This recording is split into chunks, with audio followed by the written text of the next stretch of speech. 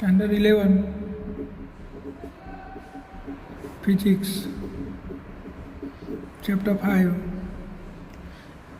में આપણે એક્સરસાઇઝ ગણી રહ્યા છીએ અને 5.15 સુધી ગણેલું છે.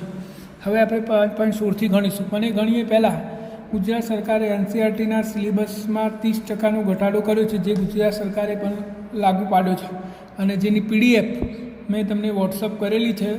તો હવે જે દાખલાઓ આપણા સિલેબસમાં નથી એ આપણે ચલાવવાના નથી, પણ જે થિયરીઓ છે એ થિયરીઓ બધી જ આપણે ચલાવીશું. તમારે તૈયાર કરવાની કઈ, જે સિલેબસમાં હોય એ, જે સિલેબસમાં કટ હશે એ તૈયાર કરવાની નહીં થાય, અને જે દાખલાઓ સિલેબસમાં નથી એ બી તૈયાર કરવાના નહીં થાય. તો જે દાખલાઓ અથવા થિયરી જે કટ થયેલી છે એનું લિસ્ટ તો મેં ઓલરેડી મોકલ્યું છે, એમ છતાં પણ જ્યારે હું ચલાવીશ ત્યારે તમને કહીશ કે આ માત્ર સમજવા માટે છે, આ તૈયાર કરવાનો નથી. તો હવે આપણે જે કટ થયેલું છે એ ધ્યાનમાં રાખીશું. તો હવે આપણે 5.16થી શરૂઆત કરીએ. 5.15 સુધી ગણેલું છે. 8 kg અને 12 kg દળના બે પદાર્થો ઘર્ષણ રહિત ગરગરી પરથી પસાર થતી એક ખેંચાય નહીં તેવી દોરીના એક છેડે બાંધેલ છે. આ દળોને છોડી દેવામાં આવે તો તેમના પ્રવેગ અને દોરીનું તણાવ બળ શોધો. જો પરિસ્થિતિ આવી છે, ગરગડી છે અને કોઈ આધાર સાથે ગોળ ફરી શકે એવી વ્યવસ્થા છે.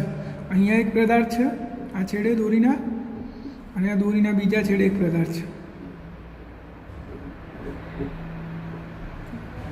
આ M1 8 kg છે અને M2 12 kg છે. આ M2 આ દોરીમાં ઉદ્ભવેલું તણાવ બળ અને આનો પ્રવેગ શોધવાનો છે. સરસ અને સરળ દાખલો છે, તમે સમજશો તો સરળતાથી આવડી જશે. જો દોરી એક જ દોરી ચારીએ તો બંને બાજુ તણાવ સરખું હશે. આપણે T1 T2 લખવાની જરૂર નહીં, કારણ કે દોરી એક જ છે એટલે બંનેમાં તણાવ સરખો હશે. તો હવે આપણે M1 દર માટે બ્લોક ડાયાગ્રામ દોરીએ. M1 દર માટે તો જો આ M1 દર જે છે આપણું, અહીંયા હું ફરીથી દર્શાવું છું, આપણું M1 દર છે એને નીચે તરફ શું લાગશે? વજન બળ mg, અને ઉપર તરફ શું લાગે છે? તણાવ બળ T. હવે પરિસ્થિતિ શું છે જુઓ, આ વધારે દર છે અને છોડી દઈશું તો આ બાજુ તરફ ગતિ કરશે અને આ બ્લોક ઉપર તરફ ગતિ કરશે. બંનેનો વેગ સમાન જ હોય. ખબર પડી ને? આ વજન વધારે છે તો આ બાજુ તરફ નમી પડશે અને ઉપર તરફ જશે, એટલી તો ખબર પડે ને. તો આપણો આ M1 બ્લોક ઉપર તરફ ગતિ કરે છે, ઉપર તરફ ક્યારે ગતિ કરતો હોય? તો ઉપરનું બળ વધારે હોય ત્યારે. તો જુઓ M1 દર માટે ઉપરનું બળ T છે, માઇનસ નીચેનું બળ કેટલું? M1g, અને ઇઝ ઇક્વલ ટુ પરિણામી બળ એટલે MA, એટલે કે M1A. હવે આપણે કિંમતો મૂકી દઈએ તો જો T1 T માઇનસ આપણે જીની કિંમત 10 લઈશું, અત્યારે હાલ મૂકવી જ નહીં. M1ની કિંમત છે 8g is equal to 8A. આપણું એક સમીકરણ બની ગયું, સમીકરણ નંબર 1. બરાબર. હવે બ્લોક M2 દર માટે ફરીથી બ્લોક ડાયાગ્રામ દોરીએ આપણે. આપણું M2 દર છે તો નીચે વજન બળ M2g, ઉપર તરફ તણાવ બળ લાગે છે અને આ બ્લોક નીચે તરફ ગતિ કરે છે. તો નીચે તરફ ગતિ કરે છે તો નીચેનું બળ વધારે હોય, M2g વધારે હશે, એમાંથી તણાવ બળ બાદ કરો, ઉપરનું બળ ઇઝ ઇક્વલ ટુ પરિણામી બળ એટલે MA, એટલે કે M2A. હવે આમાં કિંમતો મૂકી દઈએ તો આ 12g માઇનસ T બરાબર 12A. આ આપણું સમીકરણ નંબર 2 બની ગયું. હવે બંનેને આપણે લોપની રીતે ઉકેલી લઈએ તો આ પ્લસ T છે ને આ માઇનસ T છે, કમ્પ્લીટ લોપ થઈ જશે. જુઓ આ સમીકરણ નંબર 1 લખું, T માઇનસ 8g બરાબર 8A. આ સમીકરણ અહીંયા લખું, જો T માઇનસ છે plus 12g is equal to 12A. તો લોપની રીત થઈ ગઈ. આ માઇનસ પ્લસ કેન્સલ થઈ જશે, 12gમાંથી 8g થાય તો 4g વધ્યા ઇઝ ઇક્વલ ટુ આ 20A વધ્યા. જીની કિંમત આપણે મૂકી દઈએ તો A બરાબર 4g ભાગ્યા 20. જીની કિંમત હું 10 મૂકી દઉં તો 4 ગુણ્યા 10 ભાગ્યા 20 બરાબર જવાબ શું થશે? 2 મીટર પર સેકન્ડ સ્ક્વેર. તો આપણને પ્રવેગ મળી ગયો. હવે આ કિંમત સમીકરણ 1 મૂકી દઈએ તો આ કિંમત, ચોપડામાં લખતા રહેજો દાખલાઓ, વિડીયોમાંથી ડાયરેક્ટ નહીં આવડે. તો હવે આ કિંમત આપણે સમીકરણ 1 મૂકી દઈએ એટલે આપણને તણાવ બરે મળી જશે. તો સમીકરણ 1 શું હતું આપણું? T-8G બરાબર 8A આપણું સમીકરણ હતું. એમાં એની કિંમત 2 આવી છે અને ટીની કિંમતે મૂકી દઈએ માઇનસ વધે જીની કિંમત આપણે 10 લઈશું, 8 આની કિંમત 2. તો T-80 બરાબર 16. તો T બરાબર 80 + 16 96 ન્યૂટન. કેટલું તણાવ બરસે દોરીમાં? 96 ન્યૂટન જેટલું તણાવ બરસે. પહેલાં દાખલો ચોપડામાં લખવાનો, પછી તૈયાર કરવાનો. 5.17 પ્રયોગશાળાની નિર્દેશ ફ્રેમમાં એક ન્યુક્લિયસ સ્થિર છે. આ એક ન્યુક્લિયસ છે અને આ સ્થિર છે, એટલે કે V બરાબર 0. એનું દર માન લો કે m છે. જો તેના બે નાના ન્યુક્લિયસ વિભંજન પામે તો દર્શાવો કે નિપજો વિરુદ્ધ દિશામાં જ ગતિ કરવા જોઈએ. એટલે કે આ વિભંજન પામીને બે ટુકડા થઈ જાય, એક ટુકડો આ થયો અને એક ટુકડો આ થયો. આ બે ટુકડામાં વિભાજન થઈ ગયું એનું. તો એ એવું કહે છે કે બંને ટુકડા વિરુદ્ધ દિશામાં ગતિ કરતા હોવો જોઈએ, એવું સાબિત કરવું છે. માન લો કે આનું દર m1, આનું દર m2 થઈ ગયું. m1 + m2 બરાબર m થાય, બે ટુકડા થાય એટલે આનો એક v1 અને આનો v2. તો બે વિરુદ્ધ દિશામાં આવી પરિસ્થિતિઓ એવું સાબિત કરવાનું છે. તો જો પ્રારંભમાં ન્યુક્લિયસ શું છે? સ્થિર છે. ન્યુક્લિયસ સ્થિર છે, તેથી તેનું વેગમાન, તેને પ્રારંભિક વેગમાન PI ઇનિશિયલ વેગમાન કહેવાય. શું થશે? mv, અને v તો 0 છે, તો પ્રારંભિક વેગમાન શું થયું? 0. હવે ન્યુક્લિયસમાં કોઈ બળ તો લગાડ્યું નહીં, અને બાહ્ય બળ 0 હોય તો ન્યુક્લિયસનું વેગમાન અચળ રહેવું જોઈએ, વેગમાન સંરક્ષણનો નિયમ. હવે આનું વેગમાન આપણે ગણી દઈએ તો અંતિમ વેગમાન એટલે પહેલા બ્લોકનું વેગમાન કેટલું થશે? m1 v1 પ્લસ બીજા બોલનું વેગમાન કે બીજા ટુકડાનું વેગમાન કેટલું થશે? m2 v2. આટલું થાય. આ અંતિમ વેગમાન આવ્યું, એટલે કે p2 અથવા pf અંતિમ વેગમાન. હવે વેગમાન સંરક્ષણના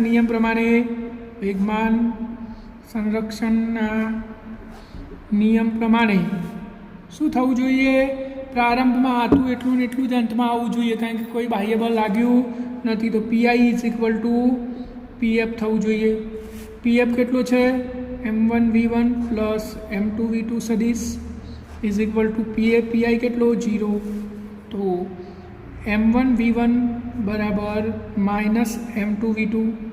તો v1 બરાબર -m2 m1 v2. શું આવ્યું જુઓ? બે વેગ અને અહીંયા નિશાની માઇનસ આવી. તો એનો અર્થ શું થયો? કે v1 કરતાં v2 વિરુદ્ધ દિશામાં છે. તેથી v1 અને v2 વિરુદ્ધ દિશામાં છે. માઇનસ આવ્યું એટલે v1 જે તરફ હશે એનાથી બિલકુલ વિરુદ્ધ દિશામાં v2 હશે. તો અહીંયા 5.16 અને 5.17 પૂરો થાય છે. હવે આપણે જોઈશું 5.18.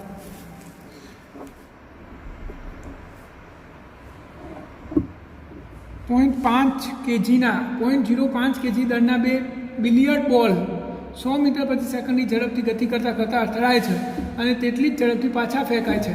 દરેક બોલને બીજા બોલ વડે લગાવેલો આઘાત કેટલો હશે? તો આપણી જોડે બે બોલ છે, એક બોલ એક બીજો બોલ.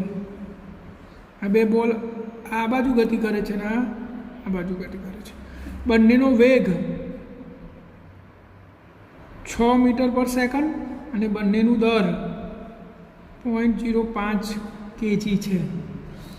તો આ બાજુ ગતિ કરે છે v વેગથી અને આ બાજુ ગતિ કરે છે v વેગથી. તો આને આપણે ધન લઈએ તો આને શું લેવું પડે? બંનેનું દર m છે. તો અથડાયા પહેલાં ગમે તે એક બોલનું વેગમાન શોધો એટલે બીજા બોલનું મળી જાય. તો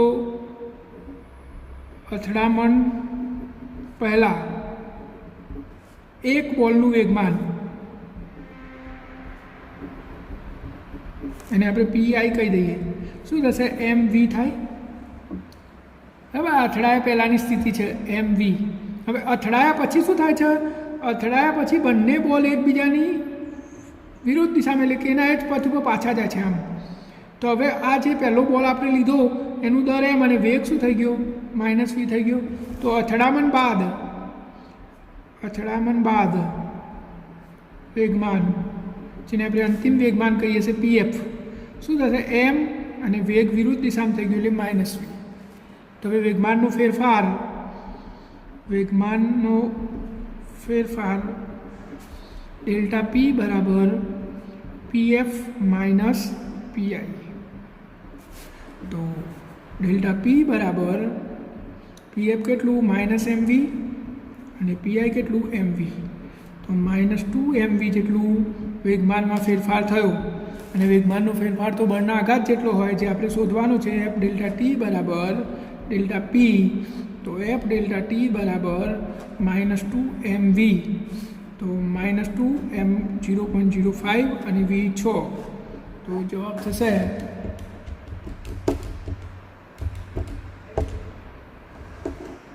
-0.6 kg/s.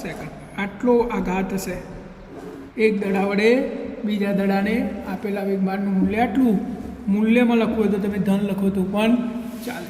તો બીજા બોલમાં આવી જ પરિસ્થિતિ થશે. જો આપણે એક બોલ માટે ગણ્યું તમે આ બોલ માટે ગણો તો એના એ જ થાય, કારણ કે બંનેના દર અને વેગ સરખા છે. તો તમે એક દડા માટે ગણ્યું તો આ દડા વડે કેટલું આઘાત લાગ્યો હશે, તો બીજા દડા વડે લાગેલ આઘાત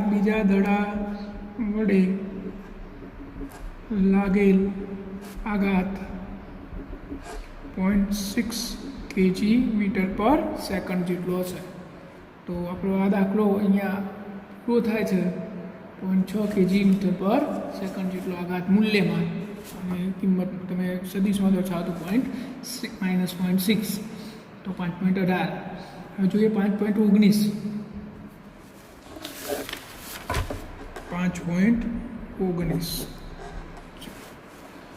100 kg દળની ઘનમાંથી 0.020 kg દળનો એક સેલ ફોડવામાં આવે છે. ઘનની નળીમાંથી બહાર આવતા સેલની ઝડપ 80 મીટર/સેકન્ડ હોય તો ઘનની કેટલી ઝડપથી પાછી ફેંકાશે. આ આપણી ઘન છે. માની લો કે આ ઘનમાંથી એક બુલેટ ફાયર કરવાની છે. તો ઘનનું દર આપેલું છે આપણને 100 kg અને સેલનું દર 0.02 kg. બરાબર. હવે પ્રારંભમાં શું છે? પ્રારંભમાં તો ગન અને બુલેટ બંને સ્થિર છે. તો પ્રારંભમાં વેગમાન pi બરાબર 0. બંને સ્થિર છે, બંનેના વેગ 0 છે એટલે 0. હવે શું થયું? જો આ બુલેટ અરે આ ગન આપણી આ ગન અને બુલેટને આપણે ફાયર કરી દીધી. એનો વેગ આપેલો છે આપણને. કેટલો વેગ આપ્યો છે આપણને? એને 80 મીટર/s. આ બુલેટનો વેગ, અને બુલેટના વેગને હું vb કહી દઉં, અને આ ગન આ પાછળ તરફ ધકેલાશે અને બુલેટના આ ગનના વેગને vg કહી દઉં. તો હવે બંને ગતિમાં આવી ગયા. જુઓ, આ બુલેટ આ બાજુ ગતિ કરશે અને ગન પાછળ તરફ ધકેલાશે. આનું દર આપણે mg કહી દઈએ અને આનું દર mb કહી દઈએ. તો હવે અંતિમ વેગમાન pf આનું વેગમાન કેટલું થશે? mg vg પ્લસ આનું કેટલું થશે? mb vb. જો આ બાજુ તરફ વેગ છે એટલે માઇનસ. બરાબર. તો આ અંતિમ વેગમાન. હવે વેગમાન સંરક્ષણના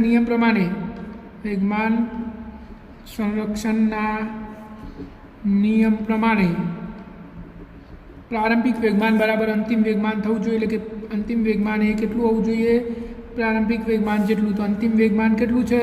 -mg vg plus mb vb = પ્રારંભિક કેટલું? 0. આપણે શોધવાનું શું છે? ઘનની ઝડપ. તો mg vg બરાબર સીધું મૂલ્યમાં લખી દઉં છું. હવે mb vb આ બાજુ જ પ્લસ થઈ ગયું.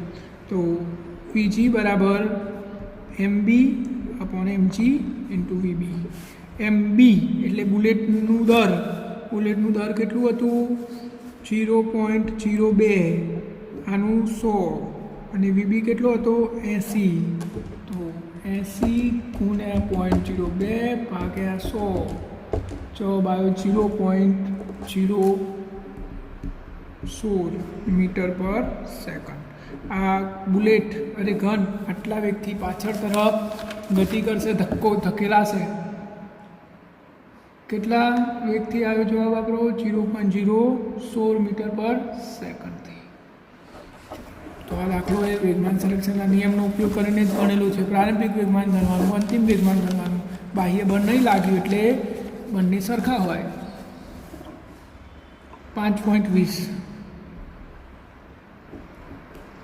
એક બેટ્સમેન એક બોલને તેની 54 કિમી પર કલાકની પ્રારંભિક ઝડપમાં બદલાવ લાવ્યા સિવાય 45ના કોણ જેટલું આવર્તન કરે છે તો બોલ પર લાગુ પડેલ આઘાત કેટલો હશે? આ એક દીવાલ છે તો આ બેટ્સમેન છે, આ બેટ્સમેનનું બેટ, અહીંયાથી દડો આવ્યો, બેટ્સમેનના બેટને અથડાયો, આ બાજુથી આવ્યો, આમ અથડાયો અને અથડાઈને આમ ગયો, અથડાઈને ગયો એ દિશા આમ જયું, દડો અહીંયાથી આવ્યો તો બેટ્સમેનને ફટકાર્યો આ દિશામાં, કેટલું 45 ડિગ્રીનું કોણાવર્તન થયું આખું। આપણે અહીંયા માર્ક્સ પદ્ધતિ સ્વીકાર લઈએ, આ આપણું એક્સ અક્ષ, આ ઉગમ બિંદુ, તો આ 45નો ખૂણો છે એટલે અડધો કેટલો થાય 22.5 અને આ કેટલો થાય 22.5। તો સ્થિતિ શું છે? દડો અહીંયાથી આવ્યો, બેટ વડે ફટકાર્યો તો આમ ગયો, આ ટોટલ ખૂણો 45, તો આપણે અહીંયા માર્ક્સ પદ્ધતિ લઈ લઈએ તો આ આટલો ખૂણો કેટલો થાય 22.5 ના 22.5। હવે આપણે દડાનું વેગમાન ગણી લઈએ, દડાનું દર એમ અને એનો વેગ વી, વેગ બદલાતો નહીં તો અહીંયા એ વેગમાન કેટલું થશે એમ। હવે આ બંને વેગમાન, આ પ્રારંભિક વેગમાન પીઆઈ અને અંતિમ વેગમાન પીએફ, તો હવે આપણે ઘટકો ધ્યાનમાં લેવા પડે, તો અહીંયા ઘટકો ધ્યાનમાં લો, ચલો આ રીતે હું ઘટકો ધ્યાનમાં લઈ લઉં તો જો આ 22.5 તો આ 22.5 થાય, તો આ આપણો એમવી કોસ 22.5 ઘટક થશે અને આરો આપણો એમવી સાઇન 22.5 થશે, બરાબર। આ પ્રારંભિક વેગમાનના બે ઘટક થઈ ગયા, આ બાજુ અને આ બાજુ। એવી જ રીતે હવે આના બે ઘટકો આપણે ધ્યાનમાં લેવા પડે, તો આ ખૂણો 22.5 છે તો આરો એ શું થશે એમવી કોસ 22.5 અને આરો એ એમવી સાઇન 22.5।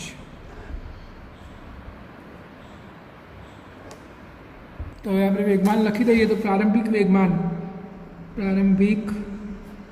વેગમાન પીઆઈ બરાબર બે ઘટકો છે, હું આ રીતે લખી દઉં, એમવી જો આ જમણી બાજુ છે એટલે એક્સ એમ ધન કોસ 22.5 ડિગ્રી અને આ ઉપર તરફ તીર છે એટલે વાય એમ એ ધન સાઇન 22.5 અને અંતિમ વેગમાન પીએફ બરાબર જો આ ડાબી બાજુ છે એટલે એક્સ એમ ઋણ કહેવાય, આ બાજુ ઋણ કહેવાય, તો માઇનસ એમવી કોસ 22.5 ડિગ્રી અને આ ઉપર તરફ છે એટલે વાય એમ ધન જ કહેવાય, તો એમવી સાઇન 22.5 ડિગ્રી। આ અંતિમ અને પ્રારંભિક, તો વેગમાનનો ફેરફાર ડેલ્ટા પી બરાબર પીએફ માઇનસ પીઆઈ, તો પીએફ કેટલો છે minus MV cos 22.5 MV sine 22.5 minus MV ધન છે ને, આવી તો ધન છે, એમવી કોસ 22.5 અને એમવી સાઇન 22.5। તો જુઓ હવે શું થશે, આ એક્સ એમ તો એમ minus MV cos 22.5 minus MV 22, તો માઇનસ 2 વખત એમવી કોસ 22.5 થયું અને અહીંયા શું થશે MV sine 22.5 minus MV sine 22.5 એટલે આ બે કેન્સલ થઈ જશે। તો વેગમાનમાં થયેલો ફેરફાર કેટલો આવ્યો? આટલો આવ્યો, બરાબર। સમજી લો દાખલાને ફરીથી સમજાવી દઉં, દડો અહીંયાથી આવ્યો હતો, તો આ દિશામાં એનું વેગમાન થયું mv આ દિશામાં. હવે આપણે ખૂણાઓ ગણી લીધા તો જુઓ આટલે આપણે બે ઘટક લઈએ તો આરો 22.5 છે તો યુગ્મ કોણ પ્રમાણે આ 22.5 થાય. તો આ mv cos 22.5 અને આ લંબ ઘટક mv sin 22.5. એવી રીતે આ અંતિમમાં વેગમાન આ દિશામાં છે, આ ખૂણો 22.5 છે તો આ ખૂણો 22.5 થાય, એટલે આ mvનો cos ઘટક અને આ sin ઘટક. હવે આપણે લખી દીધું પ્રારંભિક વેગમાન. તો જો આ ડાબી બાજુ છે એટલે xm ધન અને ઉપર છે એટલે ym ધન. એવી રીતે અંતિમ વેગમાનમાં જો આ ડાબી બાજુ છે એટલે xm ઋણ અને ઉપર તરફ છે એટલે ym ધન. આ બંનેની બાદબાકી કરી એટલે કે વેગમાનનો ફેરફાર શોધ્યો તો આટલો આવ્યો. આ સાઇન કેન્સલ થઈ ગયું. તો હવે આપણે શોધી લઈએ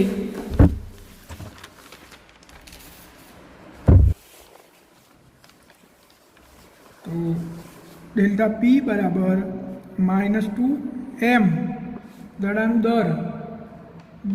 દર આપેલું છે આપણને 0.15 અને વેગ આપેલો છે 54 કિમી પર કલાક. એને તમે મીટર પર સેકન્ડમાં ફેરવો તો 1000 ભાગ્યા 3600 એટલે શું થશે 54 ભાગ્યા 36 1.5 એટલે 15 cos 22.5 cos 22.5ની કિંમત થાય તમે ટેબલમાં જોઈ શકો 0.9239. તો ટોટલ જવાબ થશે 0.9239 ગુણ્યા 15 ગુણ્યા 0.15 ગુણ્યા 2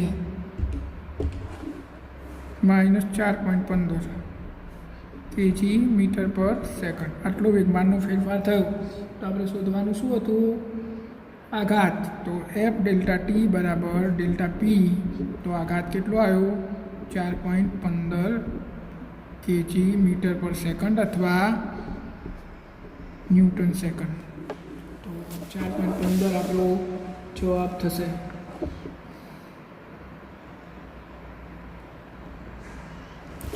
ખૂબ જ સરળ દાખલો છે, શાંતિથી ગણશો તો આવડી જશે. હવે જોઈએ આપણે 5.21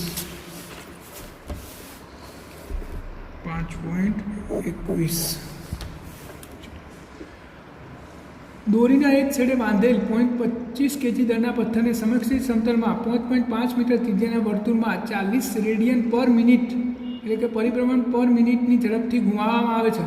તો દોરીમાં તણાવ કેટલું હશે? જો દોરી 200 ન્યૂટનનું તણાવ ખમી શકે તો કેટલી મહત્તમ ઝડપથી પથ્થરને ઘુમાવી શકાય? દોરીના છેડે બાંધેલા પથ્થરનું દર છે 0.25 kg.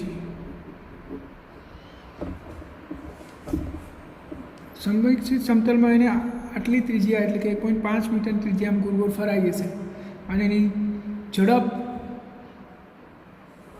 કોણીય ઝડપ આપેલી છે ઓમેગા બરાબર 40 પરિભ્રમણ પર સેકન્ડ.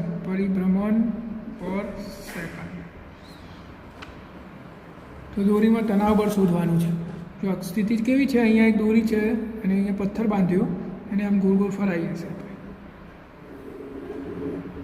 તો આ દોરીમાં તણાવ બળ કેટલું હશે શોધવાનું છે.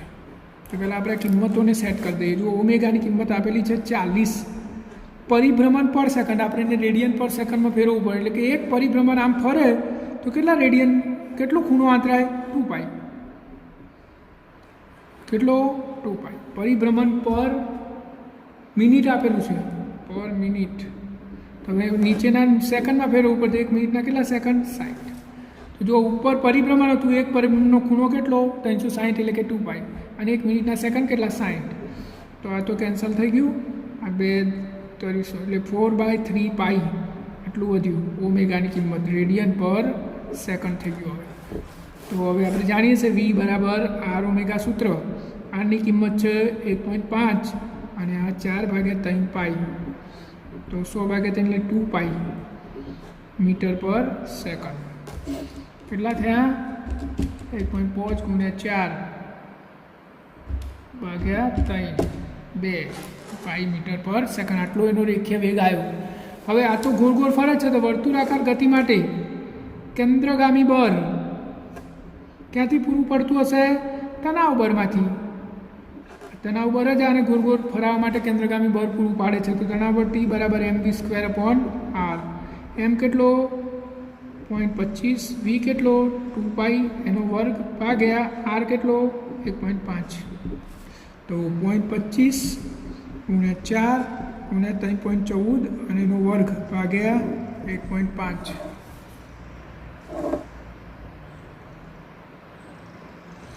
તો આપણે ગણી દઈએ હવે આ રીતે 0.25 × 4 × 3.14 × 3.14 ભાગ્યા 1.5. 100.5 100.57 આવે છે ન્યૂટન. આટલું તણાવ બળ દોરીમાં ઉદ્ભવશે. હવે આગળ શું કહે છે આપણને કે દોરી મહત્તમ તણાવ બળ 200 ખમી શકે છે. તમે આ પથ્થરને આમ ફરાવો તો આ જે તણાવ બળ છે ને એ દોરીનું ક્ષમતા કેટલી છે? 200 ન્યૂટન. એનાથી વધારે લાગશે તો દોરી તૂટી જશે. તો ભાઈ આને કેટલી ઝડપથી વધારે ફરાવવો જોઈએ? તો કેન્દ્રગામી બળ લેસ ધેન ઇક્વલ ટુ તણાવ બળ થવું જોઈએ. એટલે કે કેન્દ્રગામી બળ તણાવ બળ કરતાં ઓછું અથવા એના વધારે એના જેટલું હોવું જોઈએ. જો કેન્દ્રગામી બળ તણાવ બળથી વધી જશે તો દોરી તૂટી જશે. એટલે mv²/r = T થવું જોઈએ. આ વધારે આટલું. આનાથી વધારે તણાવ બળ કેન્દ્રગામી બળ વધવું જોઈએ નહીં. તો v² બરાબર શું થશે? RT/m. તો v² બરાબર r. આપણે r કેટલો છે અહીંયા? ત્રિજ્યા કેટલી આપી હતી? 1.5. તણાવ બળ 200 ન્યૂટન ખમી શકે છે ભાગ્યા m કેટલો આપેલો છે આપણને? 0.25. તો 200 × 1.5 ભાગ્યા 0.25 1200 v² બરાબર. તો એનું વર્ગમૂળ શું થશે? 34.64 મીટર/સેકન્ડ. આટલા વેગથી ફરાઈ શકાય. એનાથી વધારે વેગ આપશો તો દોરી તૂટી જશે. આ દાખલો પણ અહીંયા પૂરો થાય છે. હવે જોઈએ આપણે 5.22.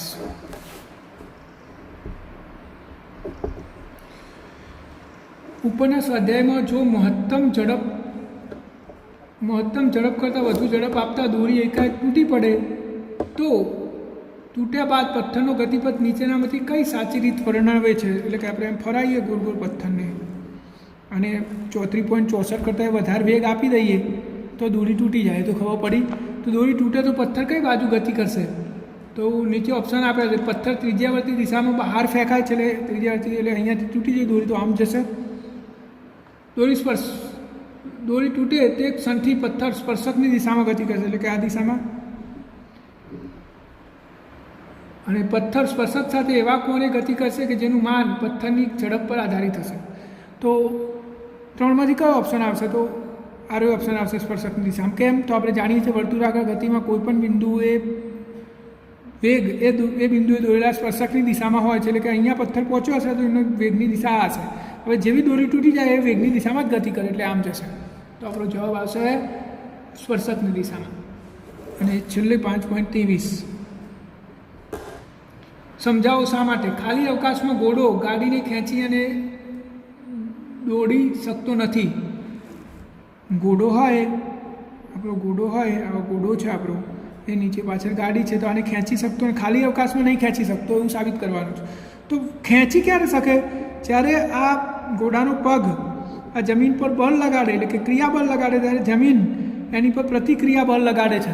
પરિણામે ઘોડો આગળ તરફ ગતિ કરી શકે છે અને પરિણામે ગાડાને ખેંચી શકે છે. પરંતુ મુક્ત અવકાશમાં ઘોડો ક્રિયાબળ કે પ્રતિક્રિયા બળ લગાડી શકતો નથી. એટલે કે કોઈની પર ક્રિયાબળ ના લગાડે તો એની પર પ્રતિક્રિયા બળ ના લાગે, પરિણામે એ ગાડાને આગળ ખેંચી શકતો નથી. બી, ઝડપથી ગતિ કરતી બસ એકાએક અટકે ત્યારે મુસાફર તેની બેઠકની આગળ તરફ ફેંકાય છે. તો બસ હોય એમાં મુસાફર બેઠેલો હોય અને અચાનક બ્રેક લાગે તો શું થાય, મુસાફર આગળ તરફ ફેંકાય છે. કેમ?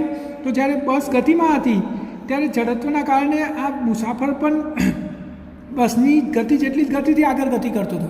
હવે બસ અચાનક અટકી જાય, પરંતુ વ્યક્તિ જડત્વના કારણે આગળ તરફ ગતિ કરવાનો પ્રયત્ન કરે છે, પરિણામે ધક્કો લાગે છે.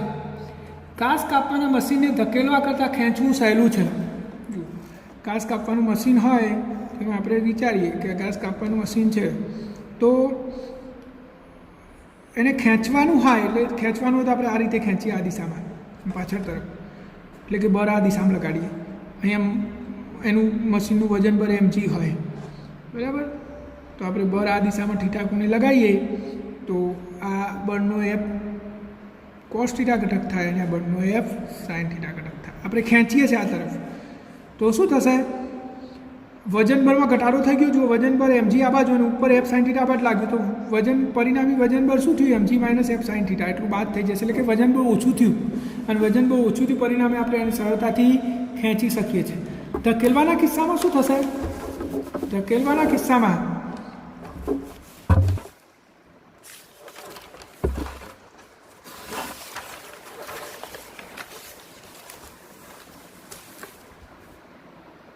ધકેલવાનો કિસ્સો વિચારીએ તો આ વજન બર mg, ધકેલવાના કિસ્સામાં બર આપણે આ દિશામાં લગાડવું પડે, એફ આ દિશામાં.